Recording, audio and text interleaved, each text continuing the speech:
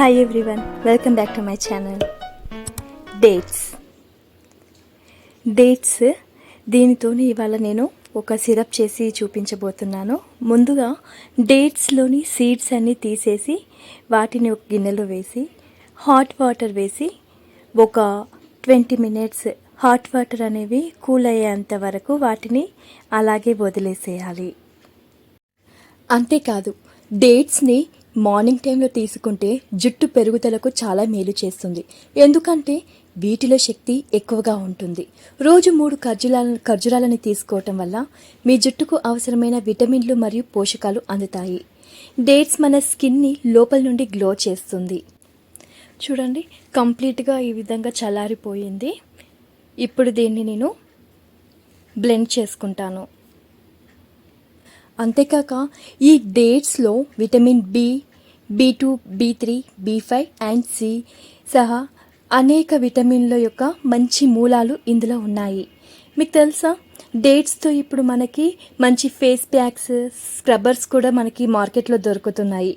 వీటిని యూజ్ చేయడం వల్ల మనకి ఫేస్ పైన ఉన్నటువంటి బ్లాక్ హెడ్స్ కానీ వైట్ హెడ్స్ కానీ మనం తొలగించడానికి యూజ్ చేయవచ్చు. ఈ విధంగా కంప్లీట్గా పేస్ట్ అయిపోయింది కదా.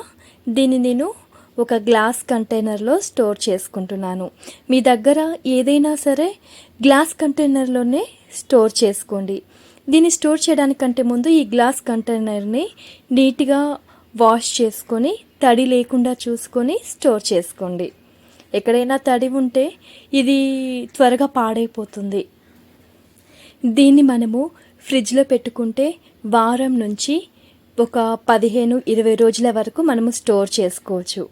చెప్పాలంటే అన్ని రోజులు కూడా పట్టదు, త్వరగానే మనము ఇది అయిపోతుంది. ఇప్పుడు దీన్ని యూజ్ చేయడము, మీరు ఏదైనా ఇప్పుడు నేను మాత్రము హాట్ మిల్క్ ఉంది కదా అండి, మిల్క్లో షుగర్ ప్లేస్లో ఈ హనీ సిరప్ని యూజ్ చేస్తున్నాను.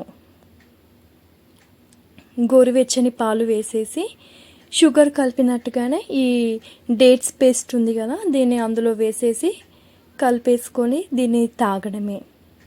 అంతేకాకుండా మీరు కోల్డ్ కాఫీ ఇలాంటివి ప్రిపేర్ చేసుకుంటారు కదా, కాఫీ కాదండి, మిల్క్ షేక్స్, వీటిలలో కానీ ఏవైనా స్వీట్స్ చేసుకున్నప్పుడు కూడా షుగర్ని రీప్లేస్ చేస్తూ డేట్స్ వాడటం ఉత్తమం. అంతేకాకుండా ఇది చిన్న పిల్లలు ఎవరైనా ఉంటారు కదా, వాళ్ళకి చిన్నప్పుడు వాళ్ళకి ఇంకా దంతాలు రావు కాబట్టి అలాంటి పిల్లలకి ఈ విధంగా పేస్ట్ చేసి పెట్టేసేయచ్చు. తప్పకుండా నా ఛానల్ని సబ్స్క్రైబ్ చేసుకోండి. నెక్స్ట్ వీడియోలో మళ్ళీ కలుద్దాం.